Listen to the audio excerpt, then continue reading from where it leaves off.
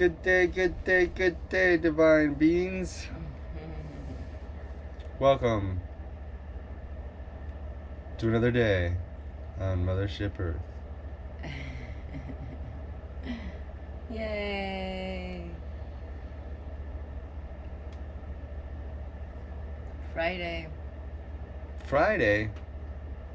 Yeah. It is already Friday. I seem to lose track of days because we're not in the normal schedule of going to a job or having to be many places at any certain time. We have had a few appointments. This last week, we were working with a massage therapist here in Portland who does the most amazing technique. He has found in his practice that when you have like a tight muscle, it's usually the opposing muscle that is the issue. And when you go in and find where that muscle is sore and press on it and then actually contract the muscle, that helps to release the adhesions, all the bound muscles that are all tightened. And so I've been learning that technique and practicing with him, and it's just been really, really profound and awesome and amazing. So yeah. And the other good news is after a month and a half, my passport finally arrived. Well, actually even more than a month and a half, because I initially just put in a name change in December and all these things, different things happened, but finally came in the mail yesterday. So David and I will be leaving again. Did a little happy dance of joy, of gratefulness, of all the hard work that Kimberly did that paid off. And it's been a lot of lessons, but you can look at anything as a problem, or you can look at it as an opportunity for growth. And you can look at anything for an opportunity for a solution too. Yes, says the master solution finder. So these last few weeks have been very profound for me in so many ways, of learning to release attachments and control my emotions when things don't appear to be flowing the way that I personally would like them to, or even with instances that seem very unfair. Just staying calm and not reacting. I've had lots and lots of opportunities to practice this. So I'm grateful for it all. And yesterday was, when things that normally would trigger you or cause you to react and they no longer do, then you know that you've passed the test. And yesterday I'm like, I finally learned. I feel like I passed the test. This is something that would normally really upset me, happened again. And instead of reacting to it and getting upset, I remained calm. And I feel like now it's going to be resolved in a really easy way. So most often in our lives, these things happen in order for us to experience growth. I have not found that anyone gets a lot of growth from things just being easy. Usually it's when, we get triggered, things are challenging us, that allows us for opportunities to observe ourselves and shift the way that we handle things. And I have been getting a lot of lessons that way, and it's been a huge blessing. So this is also like a Love Temple update. We haven't really gotten on here and updated for a while. We were in Lincoln City and waiting to go to Mauritius, and we came here to Oregon, is where we're at right now, in Portland. And we got to the point of getting ready to fly to Mauritius, and she got her passport hang up. So I ended up going to Mauritius, lived there for 6 months with the most amazing, 6 weeks. Months. Such an amazing teacher, super humble, super amazing, beautiful family. They just really welcomed me in like I'd never seen before. It was so beautiful and so amazing. They really honored me and blessed me with their love in the ways that they could. It was so great to just receive after, having everybody welcome to the Love Temple, welcome to the house, and people staying on my couch and families staying in my house and over. And so it was nice to be able to receive.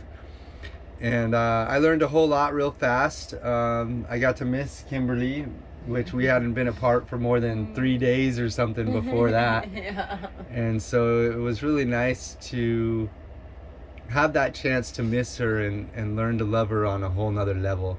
And then also not to miss her, to get to the point of being happy, satisfied, being in my state of loving life and being in heaven without her being right there still, proving to myself that I could do it. That was the first time I flew by myself. It was almost like a stepping into manhood kind of thing after being a boy, and it's still a boy. It's still a child. So I read a lot of books, learned a lot, checked out the beach and the town, and it was very good growth. And we had some calls of where we were going to go next, and we planned that and got a lot of ideas out, and it felt okay. We didn't know exactly where we were going. We didn't really have a place. No one was actually calling us or wanting us, and we kept getting this call and want from Mexico,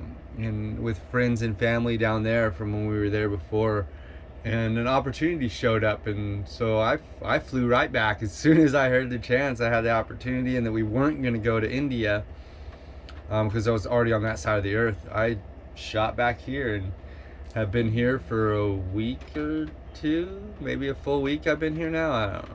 Time is an illusion. So yeah. And we leave next week to fly down to Mexico.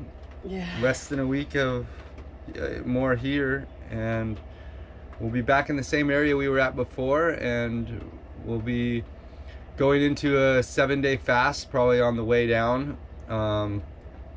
Stop eating and doing a cleanse and sticking with all raw on a whole nother level of what true raw is. So I had read this book. It's called The Essene Gospel of Peace. I read it probably a year and a half ago, and it really resonated with me. I read it, and my soul it deeply resonated with me, and I felt that it was the truth. But David wasn't quite ready to step into this, and so I got in my head, it's going to be too hard with David not on board. So I didn't take the steps to move forward and do it. And then, I was going to wait till we got to Mauritius, and then my passport got held up. And so I wasn't going to Mauritius because I also, in my mind, I thought, it'll be easier to do this when we're somewhere warm. Because Portland here gets some snow and some cold, and it's always raining. Yeah, it's been cold, snowy, raining. But then the universe just gave me the prime opportunity to do this. And so I was like, all right, I have run out of excuses. I had my friend was traveling, and I had her tiny home to myself. And it was, cold weather. I didn't have a car, so it was like, okay, you're here in this tiny home for the next 10 days. So I went ahead and took the opportunity to do the 7-day water fast and enema cleanse, and I observed that you can do it in the cold. All these limiting things that we tell ourselves are just that. They're just limiting beliefs. I managed to do it without really too much difficulty at all. There was only one day that I lost energy. I was still doing yoga, and going to classes. I went out dancing with some friends. But there was one day when I started my menstrual cycle that was the 6th day of my fast. And that day, my energy just went, and I had to cancel a few appointments, which wasn't a big deal. Only one day out of 7 was my energy low, and that was like a double detox with my cycle and fasting. But I had great energy, and the enema cleanses, someone asked me if they thought that was necessary part of the cleanse, and from my experience, it absolutely is. After 5 days of not eating any food and just drinking water, I did an enema cleanse, and I still had brown sludge coming out of my body. So cleansing both ways in preparation to step into raw food only is very, very necessary for this process. And I'm going to actually do the 7-day fast again with David, because I've been experimenting in different things and realized that the raw, other people's idea of raw and what I believe is raw are 2 different things. So she's going to be writing up true raw. Yeah. There is raw, and there's the raw eating method that you can go to a restaurant and get raw food, and you can live this way of raw food, but it might not be true raw. True raw is, what does raw mean? You know, like frozen is not raw anymore. That's like freeze cooking in a way. Heating it to a certain temperature is not raw anymore. Pasteurized is not raw because it's heated above that temperature. Yeah. And other things like that. So she's working on writing one of her books about explaining her path, and then also a guide to explain what true raw is. So we couldn't find it anywhere, so we have to define it. We went to a restaurant. It was an amazing restaurant here in town, and they had raw vegan nachos, which Blossoming Lotus. Yeah. I would recommend it. Were delightful. And they had a raw cheesecake. However, when I asked them, I noticed after I ate there a few times, because after David got here, we were really enjoying eating there, and I'm like, oh yeah, this is raw. They say raw nachos, this raw vegan cheesecake, it says it. Well, when then I started noticing my body was not processing the food as well. I was getting constipated. And before that, my body was processing food really, really fast. After my cleanse and just eating raw, it was like this well-oiled machine. And then after I started eating at Blossoming Lotus, I got clogged up, and so I started asking questions and why. And their cheesecake, they do freeze it. So they consider it raw. A lot of people, and when I was looking at recipes online, a lot of people consider like nutritional yeast raw, and they use that in so many of the recipes on these raw vegan diets. And I've researched the methods that they used for making nutritional yeast, and it's not raw. And then those restaurants might not quite know that a roasted almond isn't raw. They might just say, oh, an almond. And so they're using walnuts in the salad, and they might not be raw walnuts. Yeah. And there's a certain amount of walnuts that cause constipation. And so we had 3 dishes that may have had walnuts in it. I don't know. They did. They were using the walnuts for the and chorizo. Then the cheesecake is made of cashews, but are they true raw, or are they pasteurized, or are they... Well, they were frozen too. It was frozen. Yeah. And so do you know how that's not true raw? Also, oil is important. You can't just go buy olive oil and consider it raw. It needs to be cold pressed.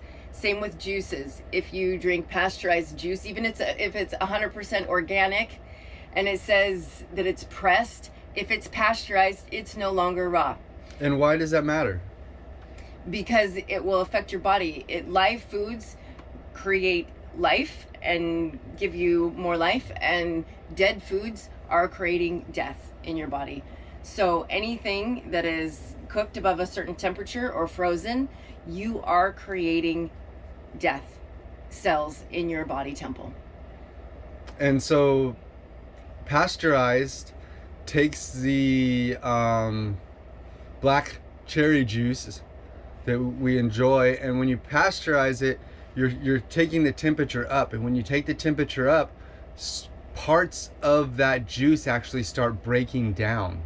They start breaking down the nutrients, the vitamins. Some vitamins disappear with the pasteurization. Yeah, they say it's for our health, that to keep the food safe. But from my research and experience, that's absolutely not true. It's killing the nutrition and the nutrients that our bodies need for optimal health. So, you really need to start asking questions and digging deeper why all these foods are cooked so much and prepared the way they do, because if that's going to create dis-ease, not our bodies not being at ease, then what's going to happen? We're going to go to the doctor, who's then going to prescribe you some pharmaceutical medication to block the pain receptors that are causing the issue in your body, but not really getting to the root of the cause and what's going on. And I believe, and this is, from my experience in doing this the fast and then eating raw.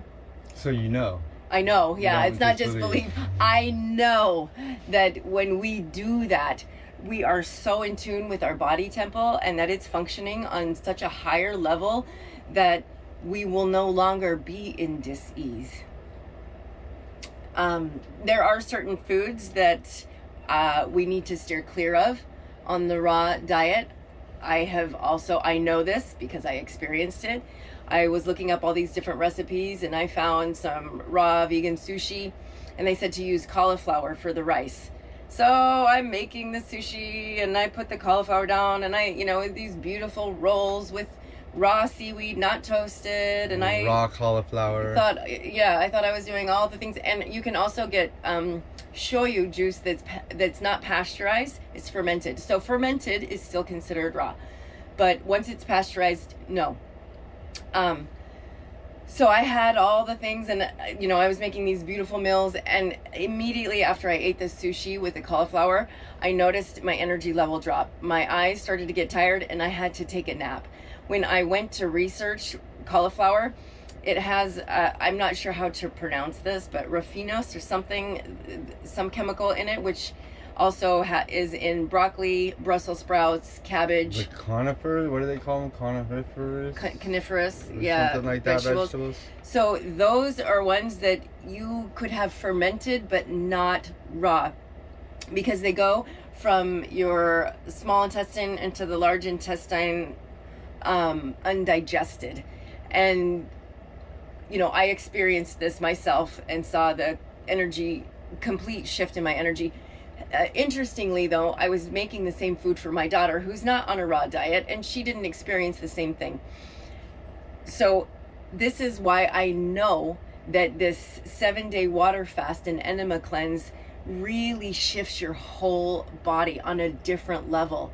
So things that may not have affected you before you will notice will affect you, and you will notice. I love food, and so I was looking up all these different recipes, and my body really enjoyed more simple eating.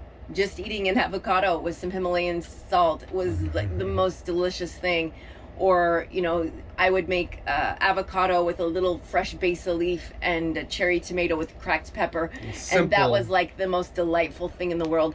When you do this cleanse and then start eating raw, those simple foods taste so divine that you don't need these, vegan cheesecake, all these things that are really fancy. It almost overstimulates your senses, your taste buds, and takes away from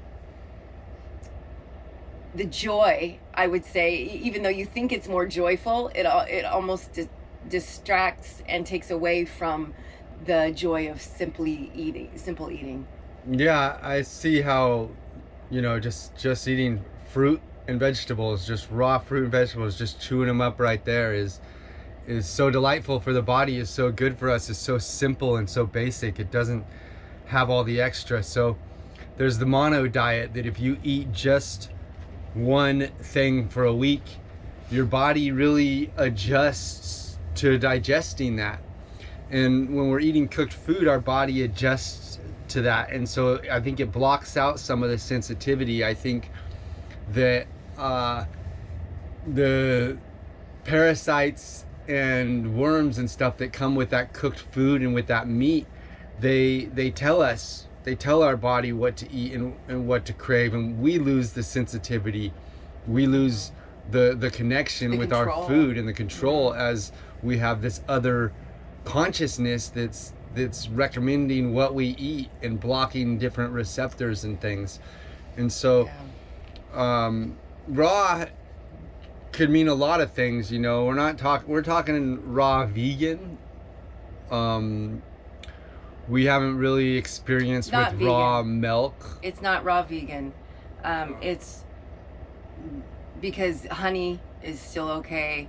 According to the Seeing Gospel of Peace, you can still have honey, which is not considered vegan. So so raw is just a word, you know, and that word can mean a lot of different things. Like beef can be raw, but that's eating death. Animals are death. Animals are dead. They've been killed. There's no life in them, so they're not on what we're talking about of the true raw.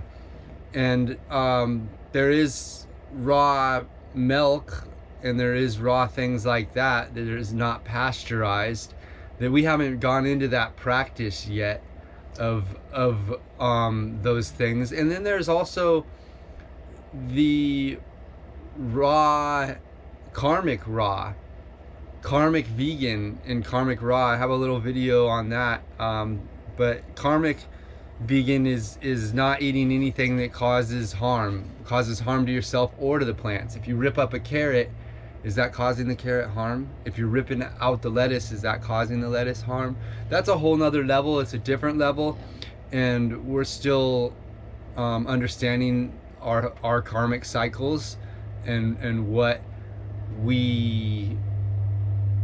harm you can't get away from no harm. It's almost impossible to do absolutely no harm, because right now, if I wipe my face, I'm killing little itty bitty critters that are on my face. As I'm breathing out, my warm breath is actually killing critters in the air that we can't even see.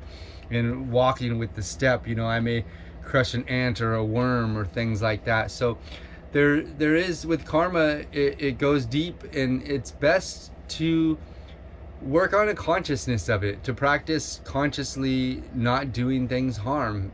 And if you do a whole lot of good, maybe that balances out for stepping on the 4 ants in that one step. Maybe the good that you did balances that out. And so, but to practice doing the least amount of harm you can is very good for ourselves. If like with meat, that's causing harm. It's causing death. It's causing harm. It's causing pollutants. It's causing waste to the environment. It's causing harm to yourself. It's causing harm to the animals, and most of them are suffering.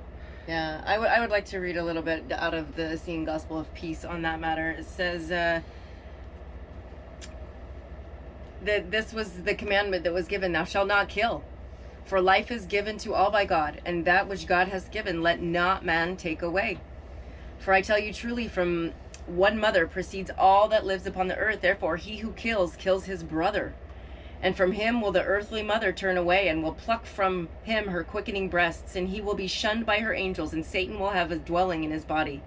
And the flesh of the slain beasts in his body will become his own tomb. For I tell you truly, he who kills himself, and whoso eats the flesh of slain beasts eats the body of death. For in his blood every drop of their blood turns into poison. In his breath their breath to stink, and in his flesh their flesh to boils. In his bones their bones to chalk. In his bowels their bowels to decay. In his eyes their eyes to scales. And in his ears their ears to waxy issue. And their death will become his death.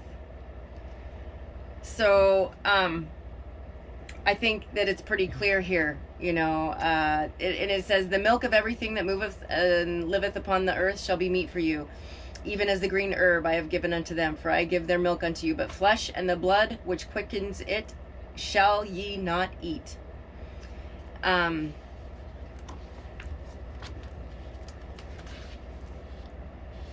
And here's another thing. God commanded your forefathers, thou shalt not kill. But their heart was hardened, and they killed. And then Moses desired that at least they should not kill men, and he suffered them to kill beasts. And then the hearts of your forefathers was hardened yet more, and they killed men and beasts likewise. But I say unto you, kill neither men nor beasts, nor yet your food which goes into your mouth. For if you eat living food, the same will quicken you. But if you kill your food, the dead food will kill you also. For life comes only from life, and from death comes always death. For everything which kills your foods kills your bodies also, and everything which kills your bodies kills your souls also. And your bodies become what your foods are, even as your spirits likewise become what your thoughts are. Therefore eat not anything which fire or frost or water has destroyed. For burned, frozen, and rotted foods will burn, freeze, and rot the body also. Be not like the foolish husbandman who sowed in his ground cooked and frozen and rotten seeds. And when the autumn came, and its fields bore nothing, and great was his distress. But be like the husbandman who sowed in his field living seed, and those whose field bore living ears of wheat, praying 100-fold for the seeds which he planted. For I tell you truly, live only by the fire of life, and prepare not your foods with the fire of death, which kills your foods, your bodies, and your souls also. So, the fire that blazes outside our body, which is hotter than our blood, that with that fire of death you cook your foods in your homes and your fields. I tell you truly, it is the same fire that destroys your foods and your bodies.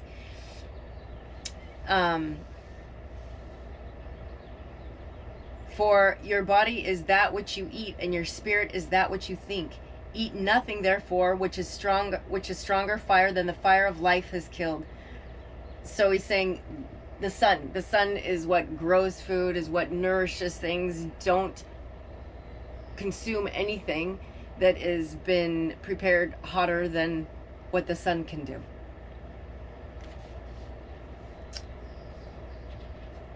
And it says, so eat always at the table of God, the fruits of the trees, the grain of the grasses of the field, the milk of the beasts, and the honey of the bees.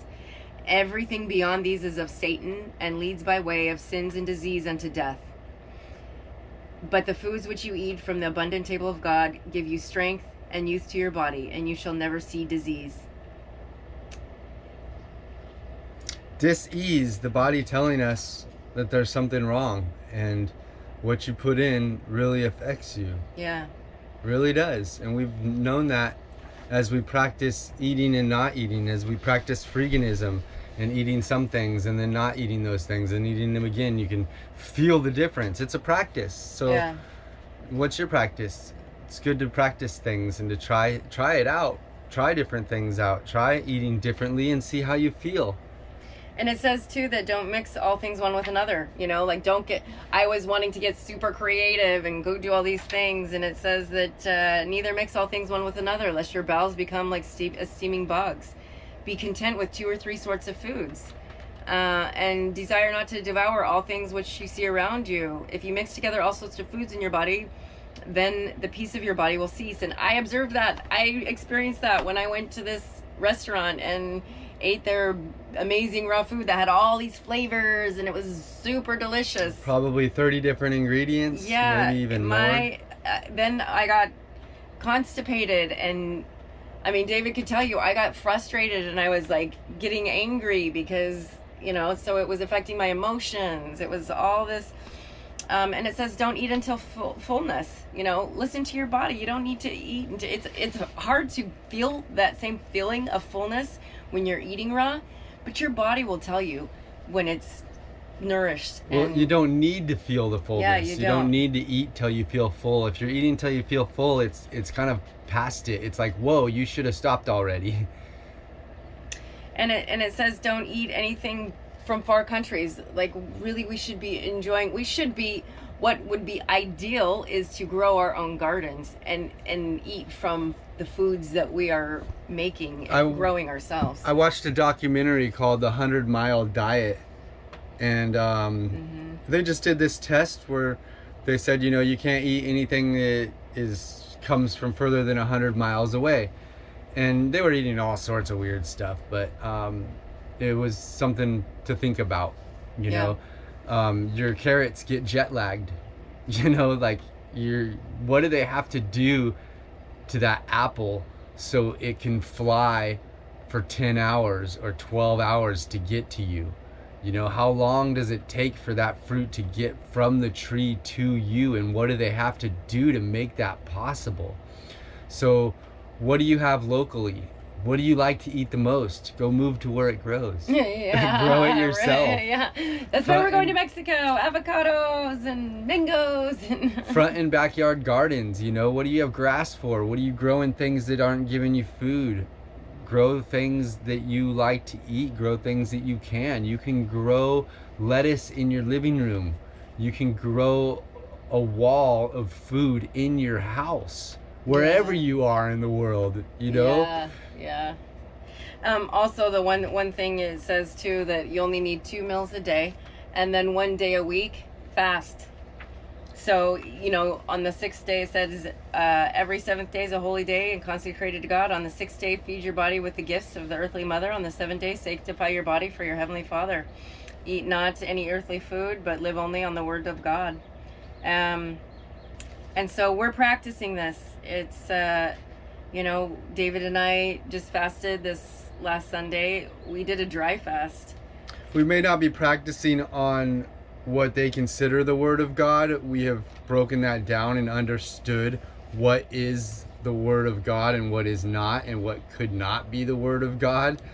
And so, it says practice the word of God. That, to me, that doesn't mean the New King James Version. No. I don't believe that is the word of God.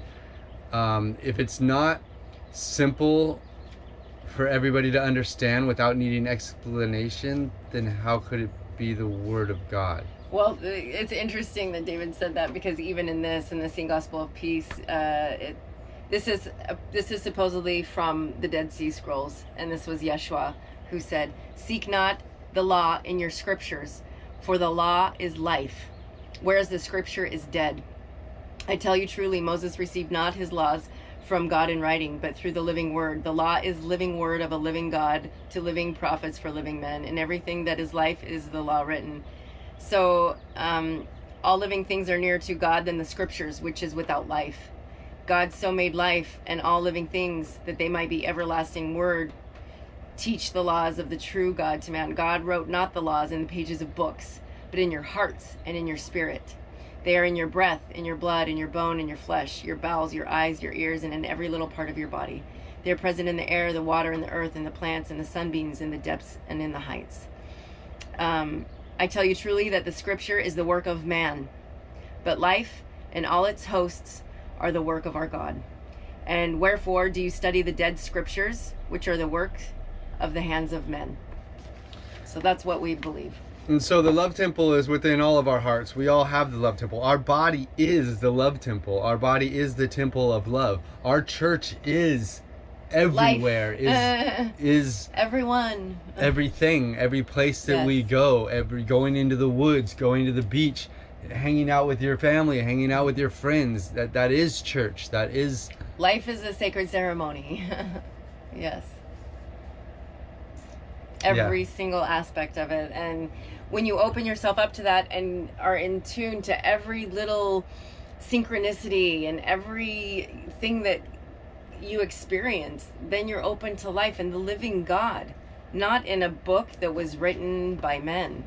Or a book that proves that the book was written by man. Yeah. If it's not merciful and just and all powerful and all knowing, then is it really God? And God is just a term that man made up too. God is just a word, but it's a subject that we're using here. So God is God, goddess. God is immense, is so limitless that any label puts a limit to it. So if you could just picture everything, and everything that made everything, and everything beyond everything, that can kind of give you a glimpse of what God is. But it's still so much more beyond our comprehension. It's so much more beyond our even understanding. And any way that we put a name to it, any way we put a picture to it, or a drawing to it, or an idol to it, we're only limiting it. We're only limiting our understanding of it, because it is limitless. Yeah. And so I've been studying the books of old for 20 years or more now, different religions and different things and different scriptures and books, and just like this said, you know, that's the dead. That's dead. That's like eating meat in a way. It's word of man, and a lot of it has been tarnished. A lot of like those words have been utilized by popes and con men to control and to take from us. And to keep people in fear. What is the best way to control anyone? Fear. And true goddess, the divine mother, unconditional love, does not want us to be in fear. Wants us to know that we shouldn't walk off that cliff, that we can run along the edge and know not to walk off. We don't need to fear that there's a cliff. We don't need to fear the hit that it would be on the bottom if we fell off. We just need to know that that's there. And so if it's teaching you fear, is it for your highest? If it's judgment, is it for your highest? If it's not true mercy, is it for your highest? All these different books of old that I have studied, all these different religions, teach you to pray to God to make you victorious against your enemies. Is that just? Is that merciful? Is that not a contradiction to your God being all powerful, all knowing, all wise, the protector of all? Are we not all on our divine path? Is not everything divine? Is not everything here to show us exactly what we're meant to see? Yeah, we've been so conditioned to judge and to, you know, right, wrong, good, bad. But, you know, when you're walking out into a forest, I don't think many of us go, why is that tree growing like that? That shouldn't be that way. And this tree is growing in different, you know, how trees, they're all unique, and they don't all grow the same. They don't do, they're all have their own unique way. And we don't judge trees the way that we judge each other. And each and every one of us is on our own unique path, learning the lessons that we need to as individuals for our soul's infinite potential and growth. I like to walk into the woods and go, okay, that's weird. Why is that tree bent that way? But I don't see the tree as in any less than the other tree. I don't see the tree as something. I don't put a label on it because it's different or because it's bent. So judging, like taking the judgment out of that, what is the judgment? What would be judging the tree? That tree should not be growing that way. It should be straight. What's wrong with that tree? Yeah, okay, exactly. And so we can see things and see the differences and realize that everything is what it's meant to be. If you see some pain and sorrow and suffering in the world, you don't have to take that on. You don't have to feel that yourself. Your heart is not a storage. You don't have to take that in. Realize that those things are meant to be seen. Realize that those are the things that help crack open your heart, and you go, oh, you know, that's sad that somebody's suffering. You don't have to feel that for them because that is their path. They are meant to feel that suffering. You are meant to see it to show you how you can be the change. How can you make this world a better place? How can you change things to make there be less suffering? Those that suffer are meant to suffer. They need to suffer to help crack their hearts open. And or they come here and choose to suffer to crack your heart open. Yeah. And so it's about how can we ourselves do what we can do to help this be a better place. If you see something that makes you sad and see something that cracks your heart open, how can you be the change? Yeah. I used to want to fix everyone, you know, I wanted to help everyone. I would see someone suffering maybe in health, and I would think, I know what to do to fix that. But on my path, I've realized that unless someone is asking me for help, I'm not really helping them. And the same goes for, you know, I would always give money to whoever, homeless or people that were asking. I would always want to help them, thinking that I was doing something that was really good. And I've been studying the Tao Te Ching recently. David has this amazing book. They also have it on YouTube, on listening form, so you can just listen to it. I was listening to it over and over again, and I came to the realization that when I am wanting to help people, often I am enabling them and not helping them. That those are the lessons that they need for their growth. And if I'm just always rescuing them from their lessons, they're not being afforded the opportunity for growth. And I learned that as a mother as well. You know, I had one of my children was in trouble and needed help, and I gave them money and was giving them rides and help. And I noticed that this child kept needing more and more help, that it wasn't like, oh, okay, now you've helped me and I can figure it out. It almost was getting worse. And that I was enabling my child and not affording them the opportunity for growth that they needed. And it was the hardest thing I ever did as a mother. One of the hardest things. There's been many hard things, but to realize that in loving and helping this child through this process, the most would be to not help. And so I said, you know, I love you, but I can't help you anymore. And after that, and when I stepped back and quit trying to rescue my child, that's when this child actually stepped into their own power and figured it out themselves. And I feel like often that is the case with so many people, you know, whether it's homeless or different things. We get it, and not to say that you can't help anybody, but really tune into your heart and figure out if this help is going to be enabling them or if it will help them to step more into their power.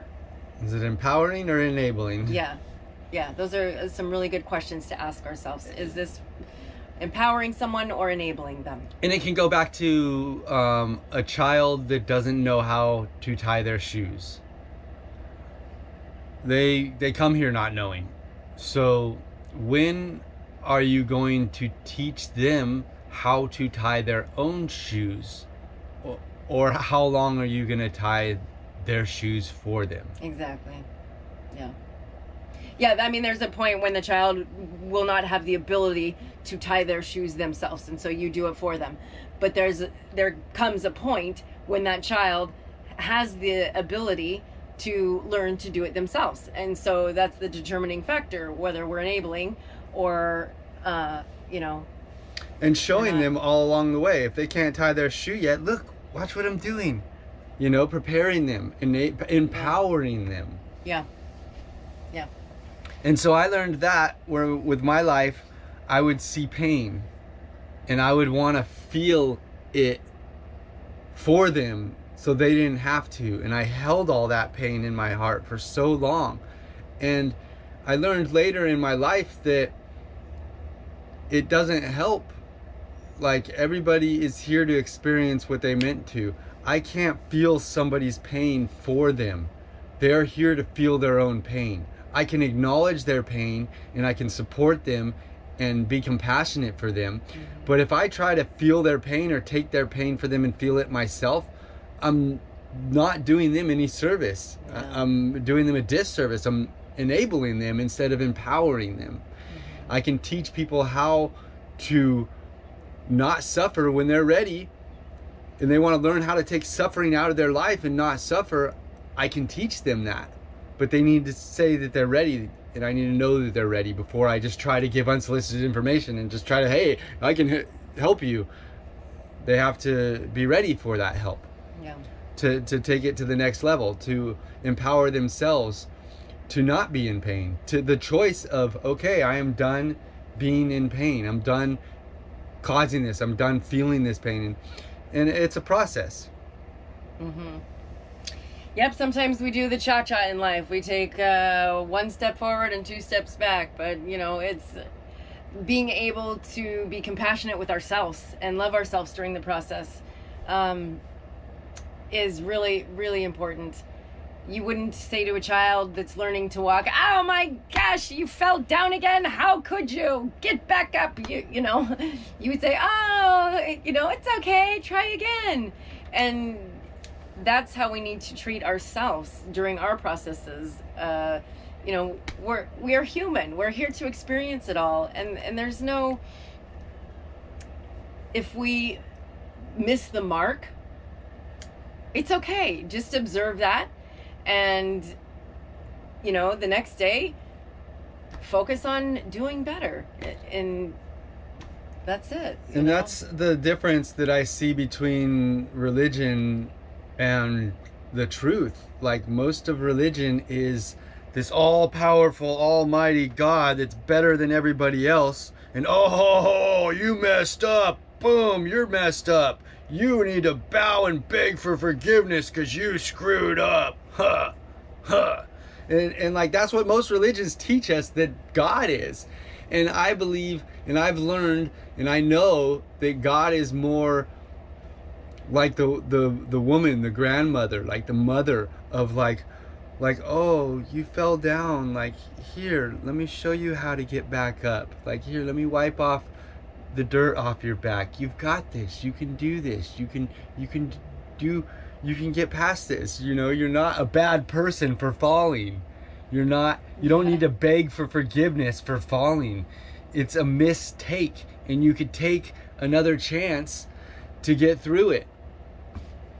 Yeah, I mean, I've really noticed that, especially this last 6 weeks. I've been getting tests, and I didn't pass them each time. Like, there was one, you know, that David had bought a ticket, and I was trying to change it, and they were giving me the runaround between the booking agent and the airline, and it was like, I got so frustrated at one point, and I didn't do anything horrible, but I was just like, this is the worst experience I have ever, you know, and my frustration came out.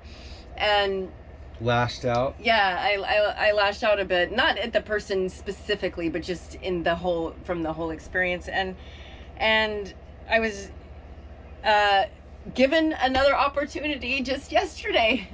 The same thing happened again to me, and I learned from my previous mistake, sin, missing the mark, whatever you want to call it. And this time I observed that, okay, they're giving me the runaround. They're telling me, no, this person's responsible. No, this person's responsible. And I didn't get mad or lash out at any of them. After making several phone calls and getting the runaround, I was like, okay, well, I'll just take care of it myself.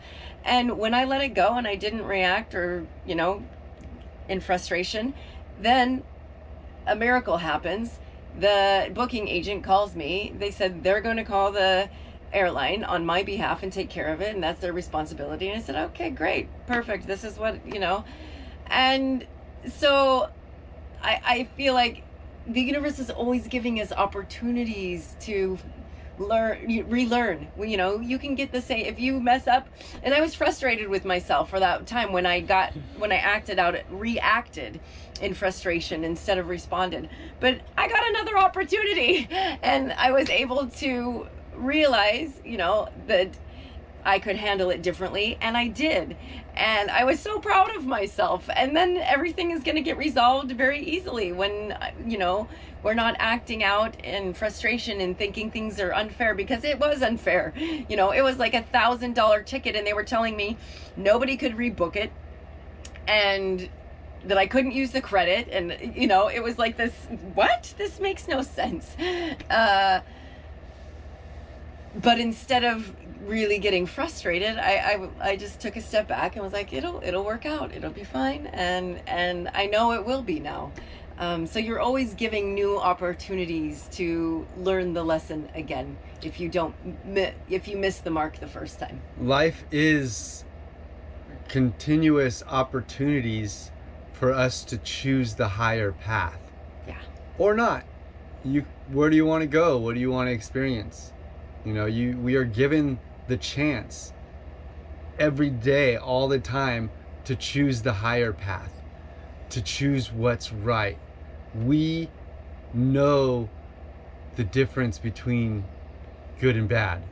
There is no difference between good and bad in a way. It's all just is, and it all is the one. But it's the higher, yeah. We have the choice between what is right, what is better, what is the better choice here, what is higher serving, what is better for the people, what is better for ourselves, what is gonna not cause harm, what is gonna be the truth, what is gonna be the opportunity to speak the truth, what is gonna be the opportunity to not cause anything or anybody harm. When you're choosing of what you're gonna eat, you are given that choice to choose the higher path. Do you want to choose suffering, that things have suffered to give you that food and you will suffer yourself by taking it? Or are you going to choose food that will not give you suffering, that was not caused suffering to get it to you? And it's really crazy in this world nowadays because, did somebody suffer to pick that apple that I'm eating? Maybe. Did somebody suffer driving that apple to me? Maybe. But I can be grateful for them, and I can be grateful for the path that apple took to get to me. I can be grateful for all of those things, and I can hope for a better world for the path of that apple and for the path of those people that got me that apple. And I can enjoy that apple and receive it and bless it before I eat it, so it's even on another level. And thank you for joining us. Those that have, thank you for your comments. You're welcome to comment and talk about any subject or any question you would like. We are here in service for the people. We have chosen this path of service, and we serve each other. And above that, we serve ourselves.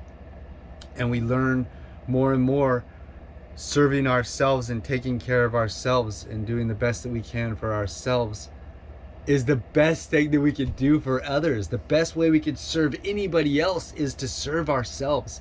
The best way that we can treat everybody else, the best way is to treat ourselves the best way.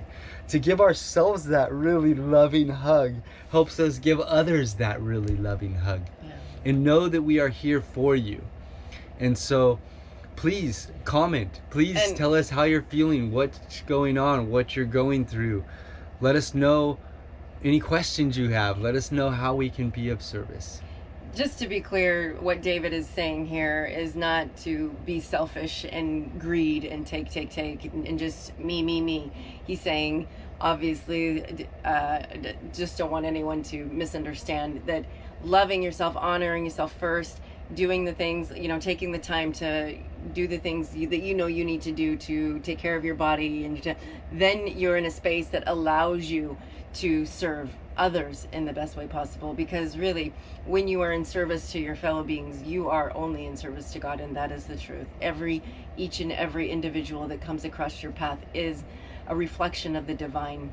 So when you serve yourself first and love yourself with all your heart, might, mind, and strength, then you can in turn love others that same, with that equal. You cannot love another at a level that you have not learned to love yourself first. And so that's what David's saying. Love yourself so much so that you can love everyone else that much and serve them that well.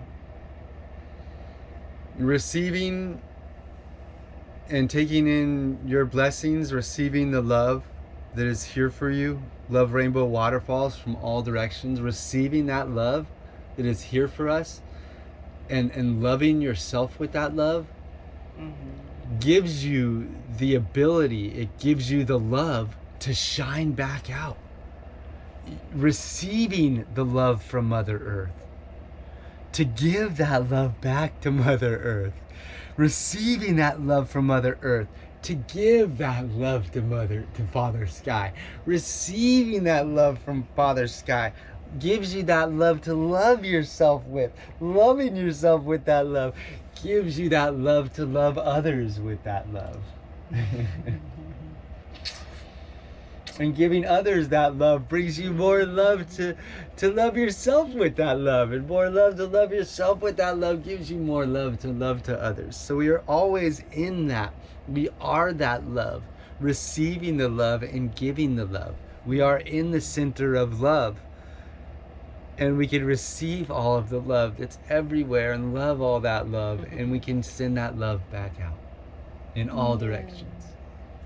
Love, love, love, love, love, love, love you all. Love, love, love, love, love, love, love, love, love, love, love. And it just expands, and it just keeps growing, and it just keeps flowing, and it just keeps growing, and it just keeps flowing, and it just keeps growing and flowing. As you receive it, it becomes more. As you give it, it becomes more. And then you receive it again, and it's more. And then you give it again, and it's more. And it just multiplies infinitely. It's really amazing. Yeah. And it's a beautiful practice. Receiving that love of that apple. Oh, thank you, love. Giving that love back to the apple. Giving that love back to the apple tree. Receiving that love from the apple. And now you have more love to give. And then giving that love back out. Yes, yes. We love you. Love, love, love, love, love. Infinite blessings. Mwah. And so in studying the books of old and studying the religions of the world, I found so much doubt and contradiction in it, and proving to me that it cannot be the Word of God, because the Word of God would be perfect as God is. And the least contradictive and the most empowering and the most enlightening that I have found so far is the Tao Te Ching. The Tao Te Ching is really amazing. Tao Te Ching, the book Tao of Te the Ching. way. Yeah. The book of the way. The Tao, the Tao, the Tao, the Tao, the Tao, the Tao Te Ching is the book of a way, and the way in the Tao, it talks about the Wu Wei, and the Wu Wei is the art of non-action, and it's really an amazing thing to study and to check out. It really resonates with me more than anything that I have studied before. It has really given me so much by helping me release so much. It has really opened my mind to let the guck fall out, the junk and the programming that I had put in there before, and other things and other religions that have been put in there before. This way has opened that up and let that fall out to make it more simple, to make me more simple, to make my mind more simple, and to make my path more simple. And so I really recommend you or anybody to look up Tao Te Ching. Tao Te Ching. Tao Te Ching. It's Tao, but to look it up, it's TaoTeching.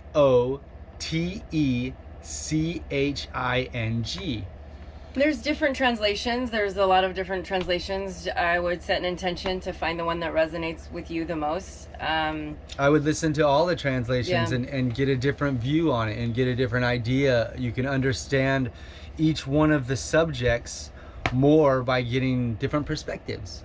Yeah. Make a book club about it. Talk Yeah. about it to other Yeah. people. Study it. Listen to it. Study one page for a month, for a week. Check it out. You're always on your path. Nature is the best teacher. You're a wonderful teacher for yourself if we just release the preconceptions and open our mind to learning more. Yeah, I'm done.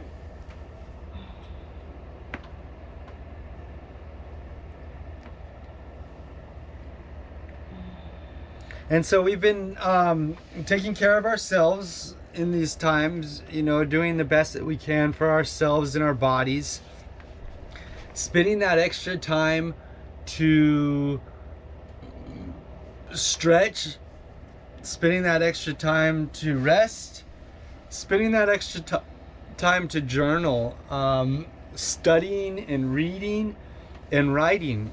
And we've been spending a lot of time writing. Kim's working on like 4 different books or so. 2. Kim's working on like 4 different books or so, and she doesn't realize it, but that's okay. And I've been working on many different books too. I have had this series that I've been working on for quite some time, and I've released a guide series, a series of guides that are available. Just things that I've learned in my life that I've wanted to share. I have some guides on eating that I'm working on. I've created them, and I'm always adding and changing them, but I wanted to get them out there and available. Talking how we have today about what God is. One of the good labels is Om. AOM is a good label for God, and also the absolute. So I wrote one up on the absolute that explains what I've learned of what the absolute is, and then how that affects life, and then how that affects me. And so I have that up on Amazon. You can search me on Amazon and find my author page and find my books by David Kenneth Swinson. Swinson. If you search up David Kenneth Swinson on Amazon or on the internet, you will find my works. I have a bunch of books and guides available. We have been writing up the book. One of the books that Kim's working on right now is called The Love Temple Doctrine, but we're probably going to be changing that to more of like the Love Temple Guide. What that is a path and a guide to unconditional love. It helps you practice. It has the practice of explaining what it is, and the practice of unconditional love. The practice of loving yourself unconditionally is the start, and the practice of shining that love back out and loving others unconditionally. Right now it's called the Love Temple Doctrine. It is available on Amazon. Also, I wrote this book, My Journey into the Golden Age. This is from a series of books. This is the 4th book I'm writing right now. This is a series. This is book 2 and book 3. And this is available on Amazon in ebook and others.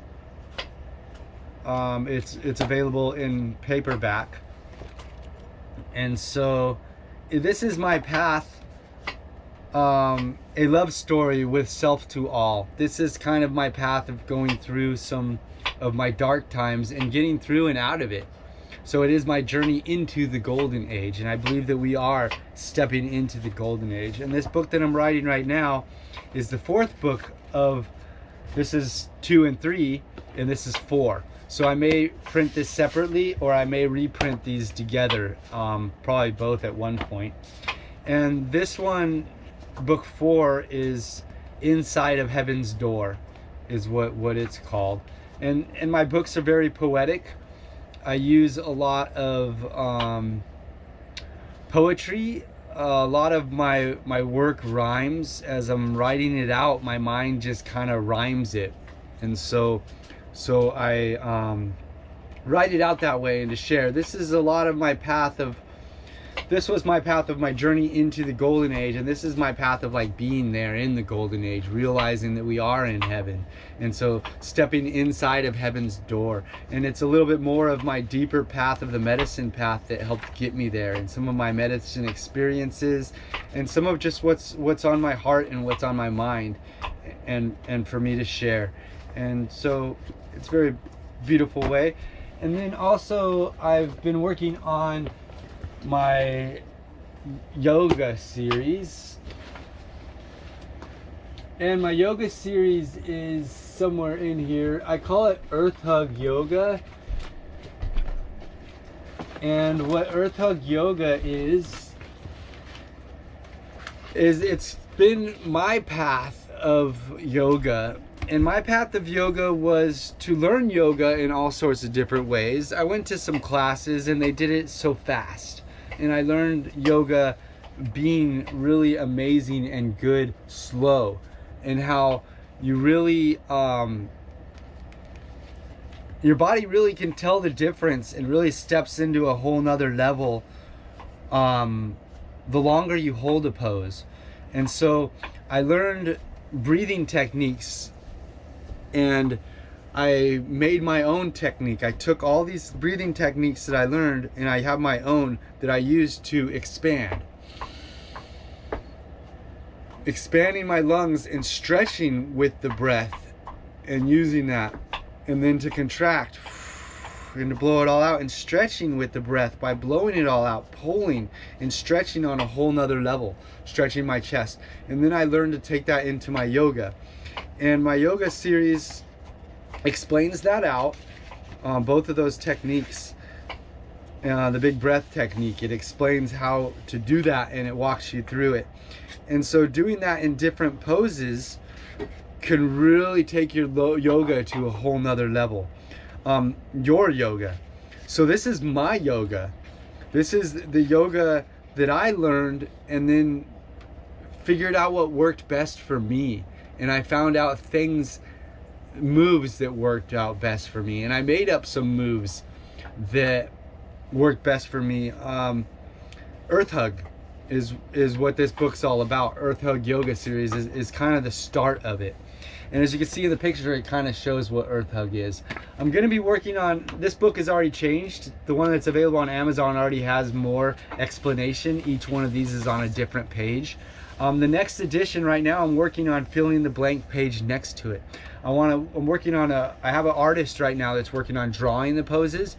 I'm also going to make a book maybe that has pictures of the poses. So when I get to Mexico in the sand with my lovely lady, she'll be able to take pictures of me in these poses so that it's more understandable.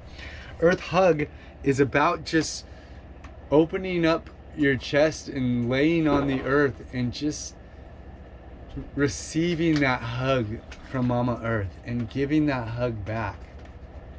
Just being in that hug with Earth, and just the giving and the receiving of just that love embrace of Earth and laying on Earth.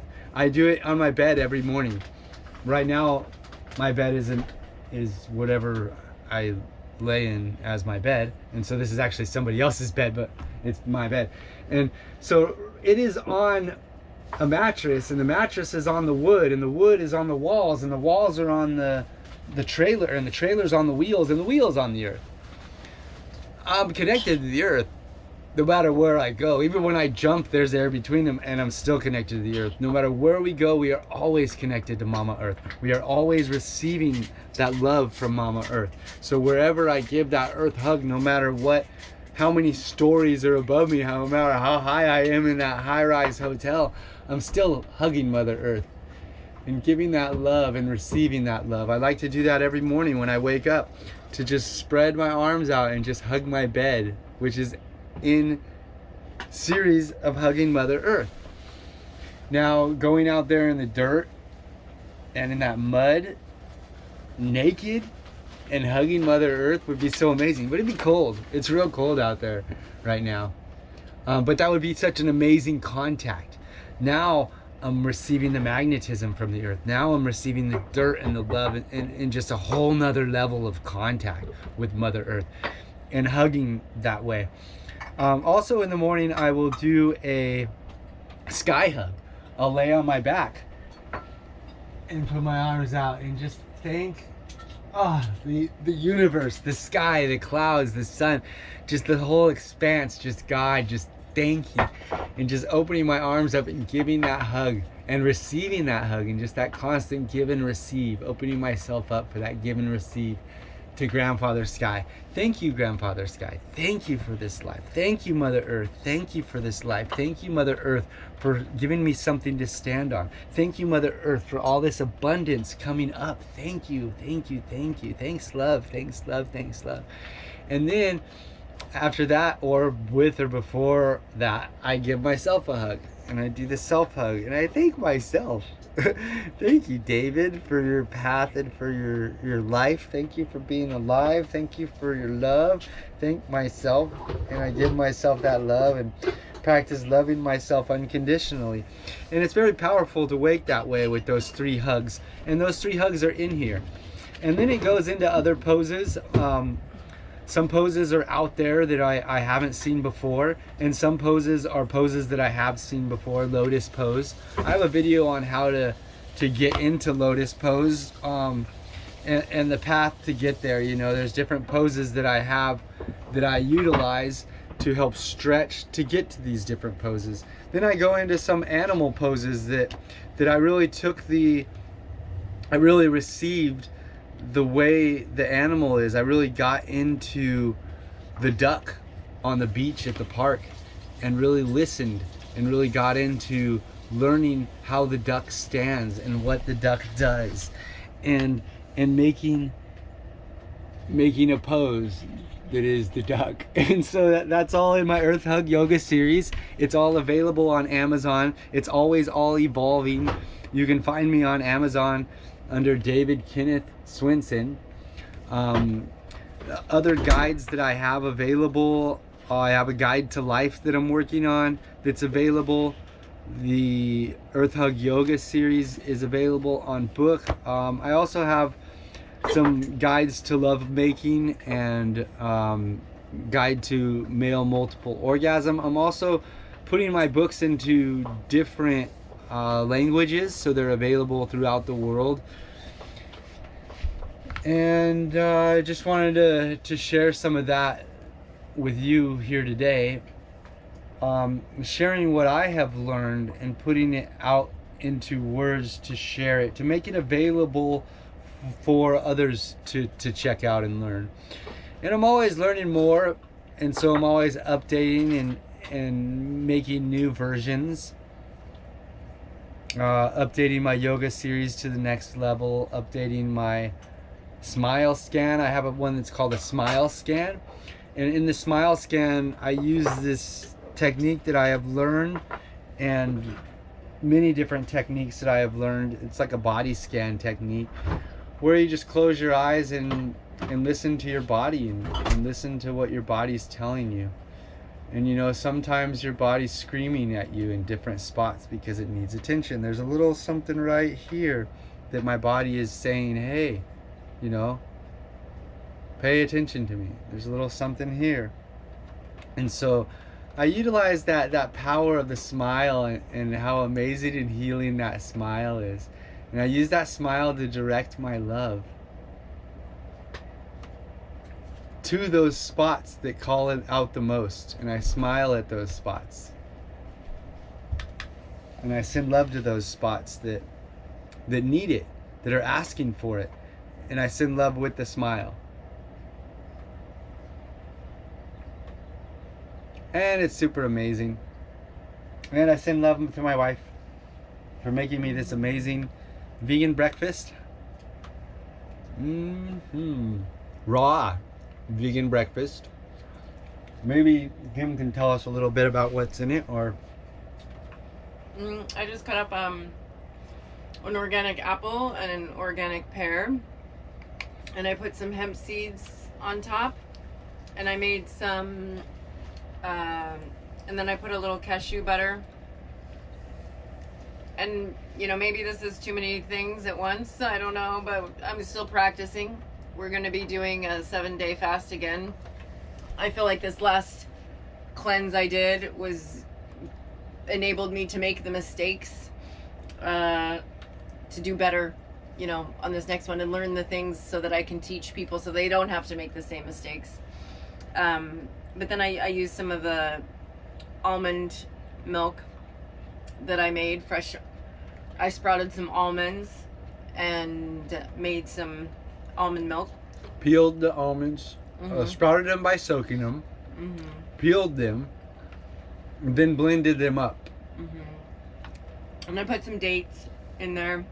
It's that easy to make your own almond milk. You don't have to peel them, but it takes out more of the fiber. Husks of seeds aren't the best for us, and corn is a big husk, and that's not the best for us. Yeah. And so removing the husks of the seeds make it smoother and make it better for you in a way. And with eating, one of the things in the eating guide, one of the things that we have learned is how important it is to be present with your food, and how important it is to chew. Until it becomes liquid. Chew it to liquid. Chew it to liquidity. If you're every day you're eating your meals and you're staring at your phone, you're not being present. I also wrote a guide on mindfulness. And eating mindfulness today is a little different because we're sharing.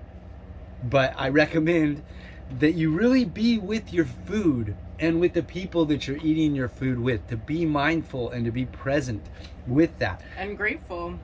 When gratitude is great in that presence. So when you're sitting here chewing your food, you're giving honor to yourself and you're giving honor to your food. As you're chewing it until it's liquid, you're giving honor to your body temple. And being in that presence with yourself and being present with yourself and with your food and chewing every bite is healthier for you. And not being distracted and thinking of all these other things while you're doing it.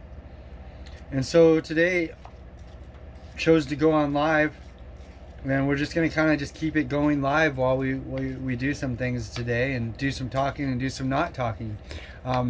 Thank you for being here and watching us. Now you have a chance to ask us any questions anytime you do. We are here for you. Please comment and ask a question, and we can talk that over. We can do a card reading or a rune reading for you. We can brainstorm whatever you're going through in life. We can answer any questions or just shine love. Thanks, loves.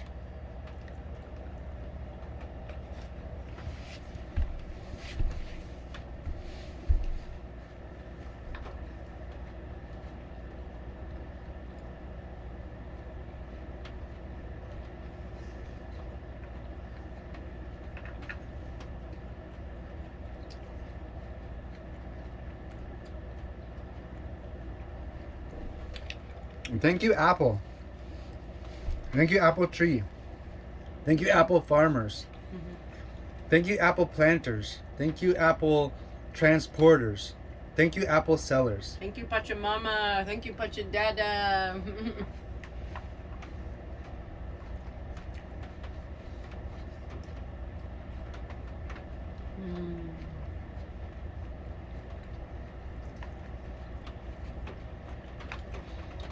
One thing I like to do when I am preparing food is to cut everything up really small. This helps me to really focus on, you know, chewing it to that liquid state instead of, you know, sometimes if I'm just taking a big bite of something, it's more challenging to really focus on that process of chewing to a liquid. So that's one thing that I like to do. And honoring each bite. If you're chewing a bite and you already got your next bite ready to go, it may speed you up. It may rush you. And to chew each bite to finish without trying to shove in the next bite right away. Taking that time for yourself. Giving yourself that time. Giving that time to honor your food. Thank you, hemp seeds and hemp plants and everything that it took to get the hemp to us. One other thing I like to do when I am preparing food, obviously I don't cook food anymore. So that's freed up a lot of my time. I like to give the food gratitude as I'm cutting it up and telling it thank you and giving it love. And I have noticed when I do that, the people that eat the food that I prepare, they can feel that love because everything is energy, everything. So when you're putting more love and gratitude as you're preparing it, the people who receive that food that you prepared will feel that extra gratitude and love when they are eating it. Now, when you go to McDonald's and that guy's making the lowest of the low and he's only working because he has to, and he doesn't care about you and doesn't care about your food and he doesn't care about his life or his job or he's in a bad mood, that also goes into the food. And you also are taking that on. Your mood on your way to work might have nothing to do with you. It might have had to do with the person that made your food. Yeah, I experienced this firsthand. I can speak to this knowingly. A few years back I was traveling. We stopped at a grocery store, a girlfriend of mine and I, to get some sandwiches. And I was still vegan at that time, so I wasn't, worried about getting any foodborne illnesses or anything from meat that wasn't properly cooked or, any dairy that went bad. But I asked about the bread of the sandwich, and the girl, she was just having a bad day who was fixing it. I could tell it upset her that I was asking if there was a different bread, because I thought maybe I wanted a different kind. And I noticed she was in such a bad mood. But I thought, oh, well, c'est la vie. And I ate the sandwich, and her energy transferred into that food. And I had a stomach ache almost the whole day that day. So it really does matter. That's why, eating out, often you don't know the energy of the person that's preparing the food or what's going into it. And yeah, you may be picking up on energy that's not yours, that's getting transferred to the food that you're eating. To have a community center, eco village, where we have a food forest, where we have gardens, where we plant trees and we grow trees and we hug trees and we love trees through the whole process of growing them and taking care of them. And where we have our community of friends and family that live together for the common purpose of growing together in a good way, sustainably developing an inspiration to the community, building a community for people to come live and be part of the community, to sing together, to laugh together, to play together, to dig gardens together, to build houses together, to eat together, to burp together, to love life together, to honor the earth together. And so food from that garden is going to be on a whole nother level. There are farmers that grow with electroculture, that grow with love, that grow with music, that grow with sound, and it affects it. I noticed that a lot with cannabis when I was a avid connoisseur or cannabis smoker. If the guy who grew the cannabis was depressed and anxious and paranoid, the cannabis would cause those feelings in those that smoked it. And when I grew it myself with an open mind, with love and a good environment, it was the most amazing. And so as we grow our own food, which is the goal, and it can be done anywhere and everywhere, Doesn't matter where you're at. If you have a house that you keep warm, then you can grow food inside, even, you know, with some little basic lights. You can practice on getting the goal to living where you would want to live or you would want to grow food. And partaking of that food on that way, knowing its whole life, knowing that process that it went through, knowing how good it was treated. That's taking care of yourself. That's loving yourself.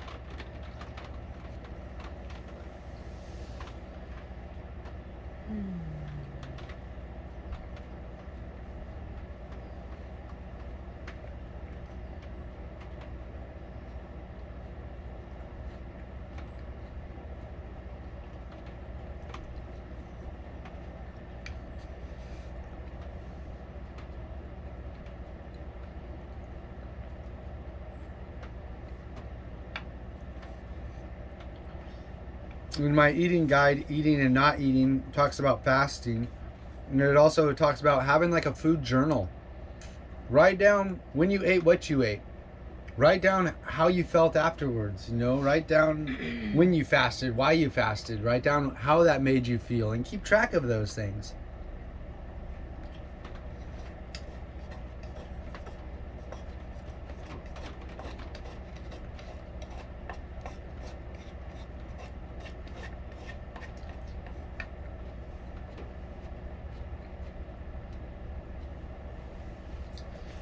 You know, the things that go into the makeup of our frequency and our vibration are not just the foods that we eat, it's also the thoughts that we think. And being mindful to observe ourselves and what we're thinking about, because we are powerful creators, and what you're focusing on, where your energy goes, your attention, that's what you're going to be creating. Most often we are unconscious creators, not realizing, you know, the silliness that we are creating in our lives, because we're not taught those things most often from a young age. I know I wasn't. And then, you know, when my life started to look really pretty chaotic, and a feeling like, you know, there was all this stuff that kept happening to me, it felt like. I finally came to this point where I was seeking for answers. And when you're at that point where you're open to learning, that's when you will, when the student's ready, the teacher will arrive. And I started learning about meditation, and that I was unconsciously creating with my thoughts, feelings, and emotions. Our thoughts are electric and our feelings are magnetic. And so when you have that, your thoughts over and over and over again create your feelings, which are what is drawing the experiences in your outer world to you. And if they're on a lower frequency of guilt, shame, fear, those type of things, then you are going to continually draw those same experiences to you. And you think, oh no, I would never create this. Well, you're not creating it on a conscious level. But, you know, unconsciously, we are creating those things. And so when I finally learned that and took that power back, realizing that I had created all this bullshit in my life and that I didn't want to create that anymore, then you become really empowered. And it's a journey. It's a lifelong process. I don't think that there's ever any arrival, right? I used to think that, like, oh, I'm going to get to this point where I've arrived in life, and no, I don't think that there's any like end point where you just feel like you've accomplished it all and arrived. This is a journey, and the joy of life is not this end point of accomplishing or manifesting this one thing or something. It's all the growth and, you know, experiences you have along the way. And if you can't enjoy the journey of it, then in the present moment, you're missing out on the beauty of what life really is. And so our entire lives we've been blasted with some subconscious programming. We've been blasted by the music, the TVs, and the schools of how we should think, and it was not for our highest. How we would say things over and over again that we heard in a song, that we were forced, we were pushed to subconsciously repeat these horrible things through our music and over again. And so it wasn't our fault. We didn't know better. And so now, what are you intaking? Not just your food. What are you intaking through your environment? What music? What are they saying in the music? Because you're programming yourself with that. What kind of movies are you watching? Because you're programming yourself with that. What are the people saying that you're hanging out with? Because you're programming yourself with that. What do you want to program yourself with? The choice is yours. It really is. And so the path is a path. We are on a path.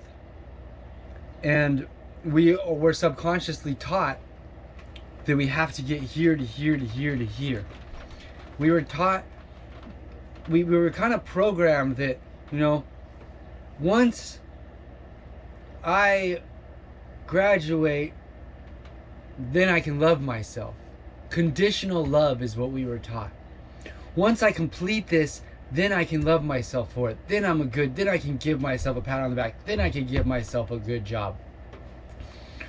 Once I get that job, once I pass this test, once I graduate, once I get this car, once I get this wife, once I finish this, once I do that. It was all subliminal programming of conditional love, conditional loving ourselves,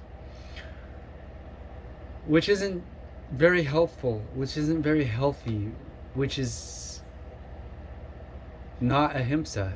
It's not non-harm. We're actually doing ourselves harm with that. So loving ourselves unconditionally, all along the way, every step, every path, the complete path, all of it, always loving ourselves unconditionally. Not even loving ourselves left, right, left, right, left, right. Just loving ourselves that whole path, all along the way, unconditionally. No conditions.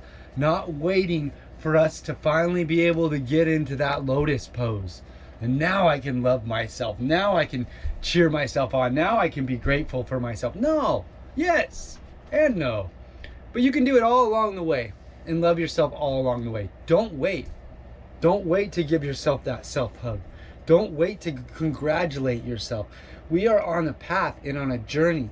And this path and that journey is what it is while it is. And then it isn't while it isn't.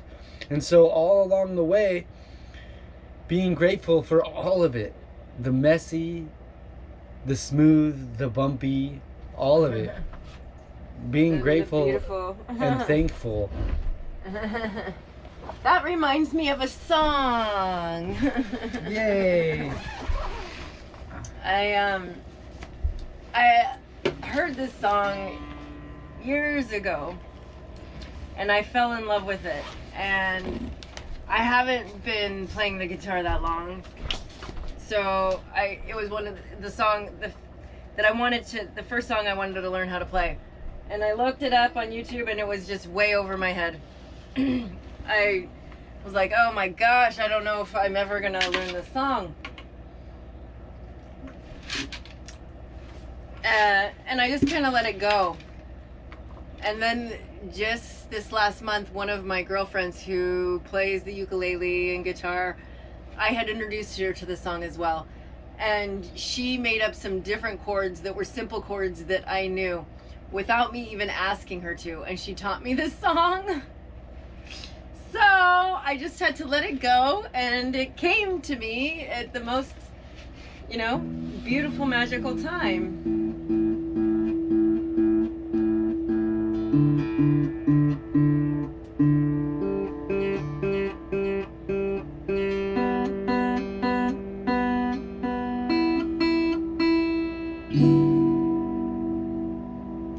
And I'm not that good at it yet. I still need more practice.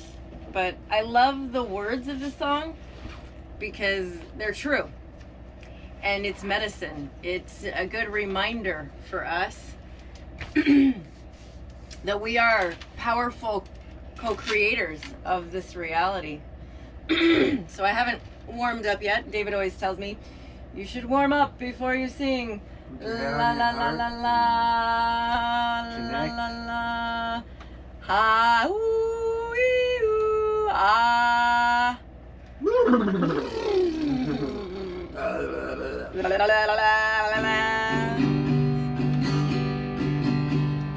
Every single second I get to choose the story I'm telling, the words that I use. I follow what feels good, that raises my vibe. Trusting my soul as my number one guide. I embrace and embody all that I am, human and messy and part of God's plan. And I ask the magic question, how does it get any better than this? How does it get any better than this? How does it get any better than this? How does it get any better than this? I am creating the world that I see. Everything is a reflection of me. I speak energy fluently. I am aware. I know what my dreams are and how to get there. I am the author. I'm scripting my life, creating magic and wonder, one word at a time. And I ask the magic question, how does it get any better than this? How does it get any better than this? How does it get any better than this? How does it get any better than this? Every single second I get to choose the story I'm telling, the words that I use. I follow what feels good, that raises my vibe. Trusting my soul as my number one guide. So yeah, those words to me are medicine, and I'll read it to you. Every single second I get to choose the story I'm telling, the words that I use. I follow what feels good, that raises my vibe, trusting my soul as my number one guide. And that's so true. If we're following what feels good to us, that is not only raising our frequency and vibration, that's our soul showing us our highest path. If you're doing something because you think you should, it's because what society told you to, or your parents, or someone's guilting you into thinking that you owe them this, you're shooting on you, then you're not following your highest, you're not following what feels good. You're not raising your frequency. So embracing and embodying, I embrace and embody all that I am, not just a little bit, not just the good parts, all that we are. We are light, we are dark, we are all of it. Embracing all that I am, human and messy. Sometimes being human is messy. It's not always just smooth sailing. This is a roller coaster ride, right? And embrace all of it. We came to experience it all, the human and the messy. But knowing that we are all part of God's plan. And I can tell you for sure, this is the magic question. How does it get any better than this? The universe will always show you. If you are, having an amazing time, even if you're not having an amazing time, and you ask, how does it get any better than this? Then God will show you how it gets better, there's always more. When we've been having a wonderful time with our soul family and we ask that question, how does it get any better than this? Then more people will come. Someone will come with, a guitar and start singing a song, or offer us, some amazing food, or whatever it is. It's always, if you're paying attention when you ask that question, you'll always be shown how it gets better. And then remember, I am creating the world that I see. Everything is a reflection of me. If you don't like what's on the outside and what's reflecting back to you, guess what you need to change? You cannot, not the outside. You're doing it the wrong way. You change the inside to reflect what you want to see on the outside. That's how it works. The kingdom of God is within, not outside. And we've been taught we've got to go outside, outside, outside. If we want something, we have to force it. We have to, but if you do it that way, you can do it that way. And you might see some evidence of little workings of that way here and there in this artificial matrix system. However, if you do the inner work and shift how you feel inside first, then you don't have to go about and force anything. It just flows and comes on like naturally to you. It's a much more fun and easy way of shifting what you want to see. And then the outside shifts too, because then you're no longer accepting the negative music in your life, the negative foods in your life, the negative environment. As you shift that on the inside, you're no longer accepting that on the outside. You're shifting your boundaries. You're seeing your boundaries and you're enforcing them. Exactly. I speak energy fluently. I am aware. I know what my dreams are and how to get there.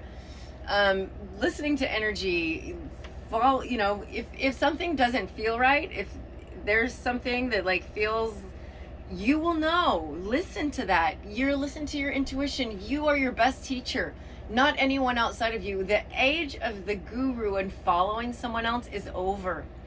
We are now stepping into a new age. Every 26,000 years, a new cycle comes about on the earth, and we are at the end of a 26,000 year cycle and moving into a new one. I'm sure many of you have heard this age of Aquarius. It's true. We're now stepping out of an age into a new one.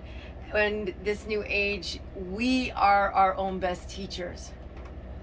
I mean, you can still learn things from others. We're all teachers and we're all students. But your best teacher is not me. It's not David. It's not someone else. It's you. And, there's been a lot, I was just reading a book and it said, you need a teacher. And it really didn't resonate with me anymore. Maybe it would have 10 years ago, but I was like, yeah, I really don't need to find a teacher. I am my best teacher. And so, stepping into that empowerment of knowing that if you have answers, you have everything you need inside of you to get them. And everyone is our teacher, but we don't need to bow down to everyone as our guru. We don't have to bow down to a guru. Not thinking that anyone's above you or... Not putting anybody on a pedestal, not even yourself. Yeah, exactly. I am the author. I'm scripting my life, creating magic and wonder one word at a time. You are the author. You are the steerer of your ship. You get to choose how you're going to respond and react to life, and you're scripting it with following your highest joy or not. You are the one that's in control of how you are reacting and responding to what your life is you writing your book. You're writing the book right now. What you're doing right now is writing your book. Yeah. And so whatever you're doing, you're inputting into that book, and you are the author. So you get to choose what you do to put into your book. Yeah. And we can't always control what happens to us. Like yesterday, when I called to try to schedule these tickets, I couldn't control that they were giving me the runaround. That they were telling me, oh, we're not responsible. Oh, no, we're not responsible. I could not control that, but I could control my reaction or response to what was happening. So that's the part that we do get to control. We don't always get to control how things play out, but we get to control how we respond. And that's where our true power lies. So that's where you get to be the author, of your life. I have another song. So I need to practice that one a little bit more. I haven't been practicing this guitar as much lately, but this song is one of my favorites. And it's what I was told that it means is to honor the teacher within. So I believe that each and every one of us has a higher self, a teacher within, and this song is to honor that teacher. Oh.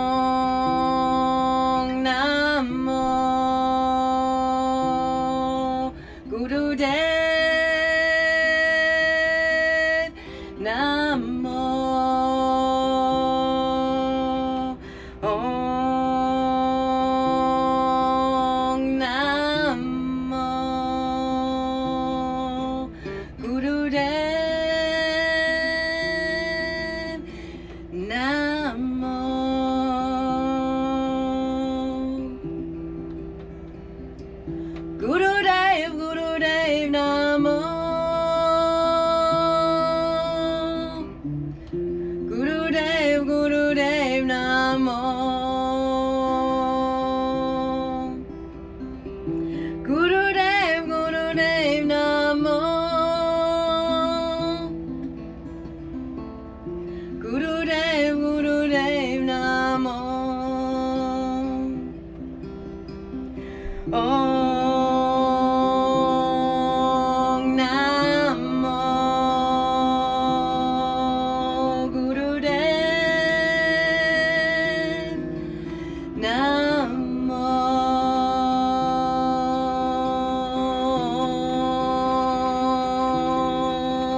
Namo Gurudev Namo. Gurudev, Gurudev Namo. Gurudev, Gurudev Namo. Gurudev, Gurudev Namo.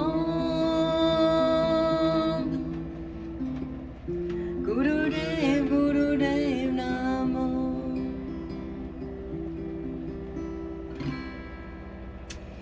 May we all honor that teacher within each and every one of us. Within ourselves and within others. Yeah. This is just one song that I like that's just playful and fun. It's honoring the divine consciousness, the all. Shiva is another way of saying the all. It represents the power of transformation and is pure consciousness. And then there's many ways you can say it. This is just one way. Shiva, Shiva, Shiva, Shambho. Shiva, Shiva, Shiva, Shambho. Shiva, Shiva, Shiva, Shambho. Shiva, Shiva, Shiva, Shambho. Mahadevi Shambho. Mahadevi Shambho. Mahadevi Shambho. Mahadevi Shambho. Shiva, Shiva, Shiva, Shambho. Shiva, Shiva, Shiva, Shambho. Shiva, Shiva, Shiva, Shambho. Shiva, Shiva, Shiva, Shambho. Mahadevi Shambho. Mahadevi Shambho. Mahadevi Shambho. Mahadevi Shambho.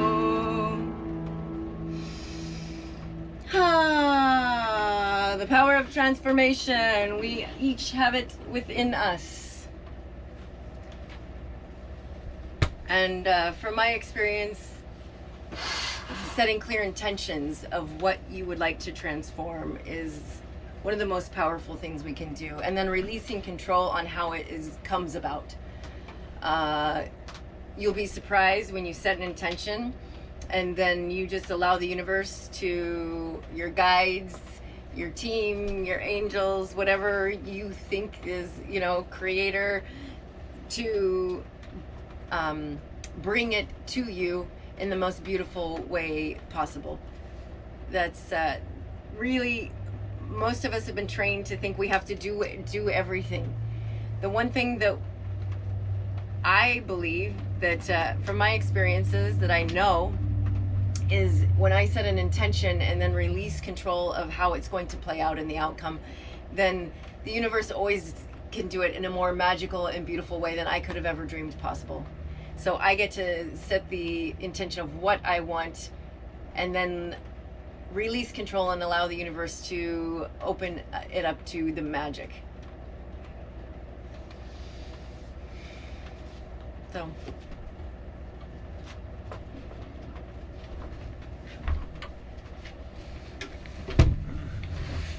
Oh, David's turn.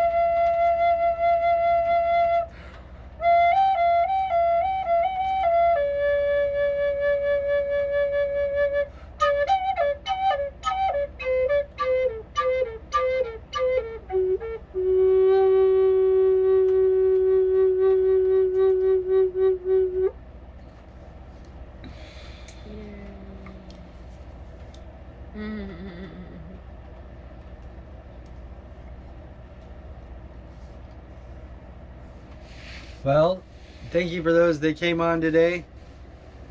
Thank you for those that are watching now. Thank you for those that watched this all the way through. Wow. Appreciate it. Appreciate you. Love you.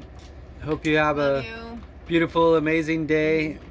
May you see the love and joy in your day. May you see the love and joy in your life. May you see life in another way. May you pause, stop what you're doing, and do what you're doing.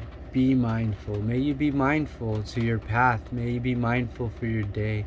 May you be mindful what you're eating and how it affects you. May you be mindful for your environment and how it affects you. May you be mindful of how you're loving yourself conditionally and how you're loving yourself unconditionally. May you practice the love and the light. May you practice the love. You can check out our website, THESDICINC,